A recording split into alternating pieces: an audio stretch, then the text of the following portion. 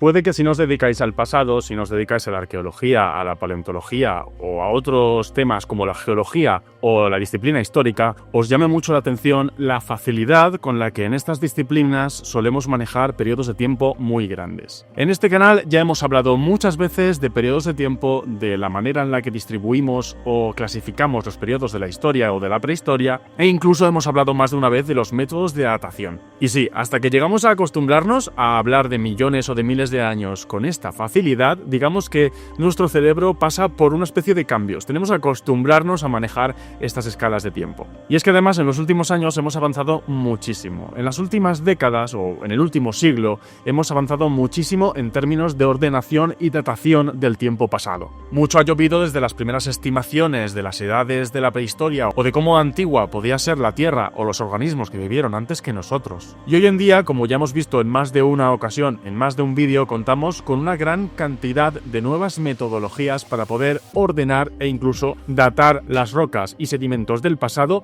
y los fósiles y artefactos que se encuentran en ellas. En algunos casos incluso hemos podido llegar a poner fechas absolutas, saber con cierto margen cuántos miles o millones de años hace que un sedimento se depositó. Hoy le toca el turno a una metodología especialmente interesante, la aplicación del paleomagnetismo a estas dataciones.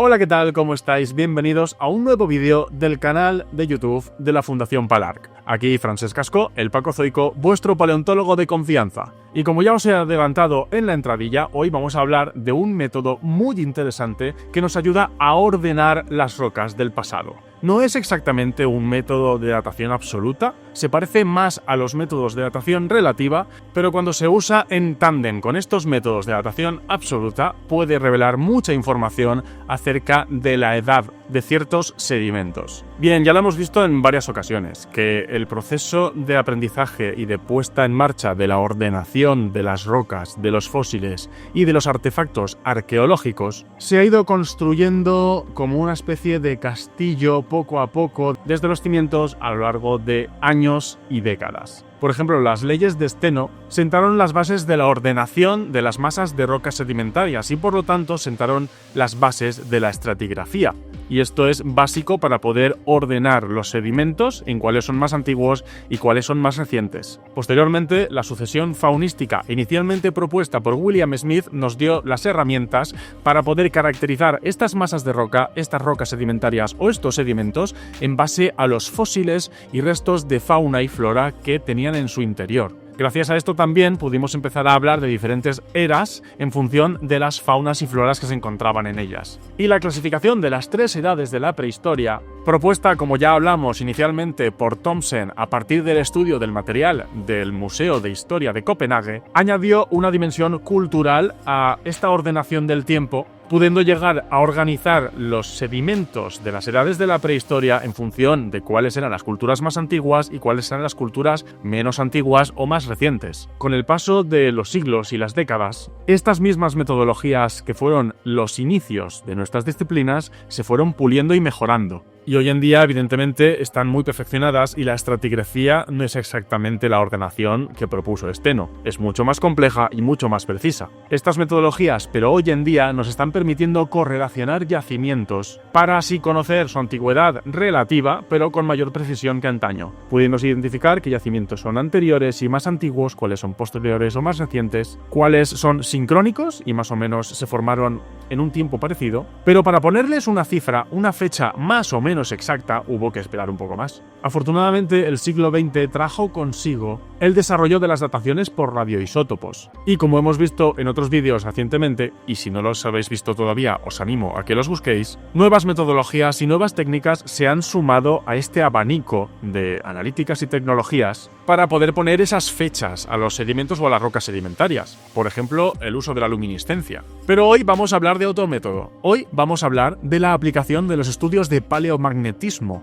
Y antes de ponernos a hablar cómo se usa este paleomagnetismo para poder identificar la edad de unas rocas sedimentarias o de un yacimiento, tenemos que empezar por el principio. ¿Qué es exactamente el campo magnético terrestre y cómo es posible que podamos usarlo como una especie de reloj del tiempo geológico? Bien, la Tierra, en cierta manera, actúa como un enorme imán. Su núcleo externo, rico en hierro y líquido, genera un campo magnético, y este campo magnético es el responsable, por ejemplo, de que haya un norte magnético y un sur magnético y de que funcionen, por ejemplo, las brújulas para orientarnos. Sin embargo, he aquí la cuestión importante para este tema: este campo magnético no está fijo ahí por los siglos de los siglos. Oscila, se desplaza, cambia de intensidad e incluso, cada cierto tiempo, invierte su polaridad. Es decir, el polo norte magnético ha habido algunas épocas en las que ha estado realmente situado en el polo sur geográfico y viceversa. Estas inversiones magnéticas no son eventos súper frecuentes, pero sí, a escala geológica han ocurrido con cierta regularidad.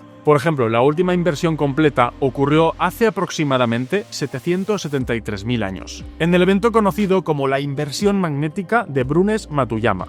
Igual que esta, ha habido otras muchas inversiones o otros muchos eventos de inversión magnética a lo largo del tiempo geológico. Gracias al estudio de las rocas volcánicas o de los sedimentos marinos o lacustres que hayan podido llegar a ser datados de manera absoluta por otros métodos, los científicos han podido llegar a reconstruir una cronología bastante precisa de cuándo han ocurrido estas inversiones magnéticas. Digamos que las tenemos mapeadas a lo largo del tiempo geológico, dando lugar a una escala, la escala de polaridad geomagnética, o de sus siglas en inglés GPTS. Esta escala sirve como patrón global con el que comparar los registros de nuestros yacimientos. Entonces, ¿cómo aplicamos este conocimiento o esta escala de geomagnetismo a un yacimiento en concreto? Cuando los sedimentos, en lo que luego el día de mañana será un yacimiento, se van acumulando, ya sea en una cueva, en una cuenca fluvial o en un delta en la desembocadura de un río en el mar, algunos de esos minerales, especialmente aquellos que son ricos en hierro, se alinean, registran la dirección del polo norte magnético, tal y donde estaba en ese momento, en el momento en el que se deposita ese sedimento. Este sedimento se llega a consolidar, puede llegar a formar una roca sedimentaria, y si no sufre demasiadas alteraciones posteriores, esta señal de dónde estaba el norte magnético queda registrada. Algo así también ocurre, por ejemplo, con materiales cocidos por acción humana, o con materiales volcánicos. Al enfriarse, sus partículas magnéticas quedan orientadas de acuerdo a la posición del polo norte magnético, tal y como estaba en aquel momento. Entonces, en el yacimiento se extraen una serie de testigos o muestras, que son extraídos, por supuesto, con mucho cuidado y manteniendo la orientación y las coordenadas exactas de dónde y en qué posición se sacan estas muestras. Y una vez llegan estas muestras a los laboratorios, los geofísicos las someten a una desmagnetización, analizando así hacia dónde, en qué dirección están orientadas estas partículas. Así podemos llegar a determinar si en aquel momento el campo magnético era lo que solemos llamar normal, o sea, exactamente o aproximadamente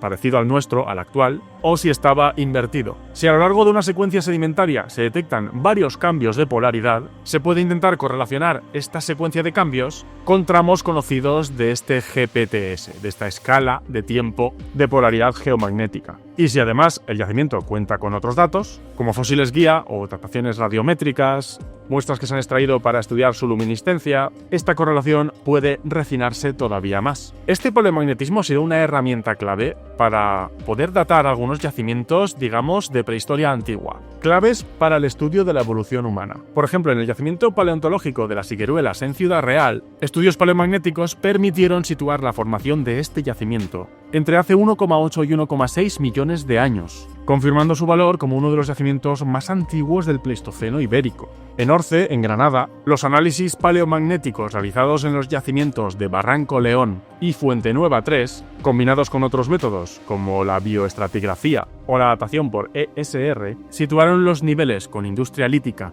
y con la presencia de posibles restos humanos en alrededor de 1,4 millones de años. Y finalmente, un caso clave, un caso súper importante que fue muy sonado, en el yacimiento de la Gran Dolina de Atapuerca, este paleomagnetismo fue crucial para contextualizar algunos niveles estratigráficos muy importantes para este yacimiento, como el nivel TD6, famoso porque fue el nivel en el que aparecieron los restos fósiles de Homo antecesor, que se sitúa en torno a los 850.000 años de antigüedad, justo después de la inversión Brunés-Matuyama. mientras que niveles inferiores, como TD7, aún presentan esta polaridad inversa anterior. Así pues, este tipo de dataciones son importantes ya no solo para poder añadir muchos más datos y así afinar la cronología de muchos yacimientos, sino que, por ejemplo, entre muchas otras aplicaciones, están ayudando a poder llegar a reconstruir la historia del poblamiento del continente europeo. Como veis, son muchas las metodologías que se usan para datar yacimientos, ya sea arqueológicos o paleontológicos. Y todas estas metodologías, todas estas técnicas y analíticas están en constante evolución, se van refinando y mejorando con el tiempo. Con el paso del tiempo se perfeccionan sus protocolos, se mejoran sus analíticas, se reducen sus márgenes de error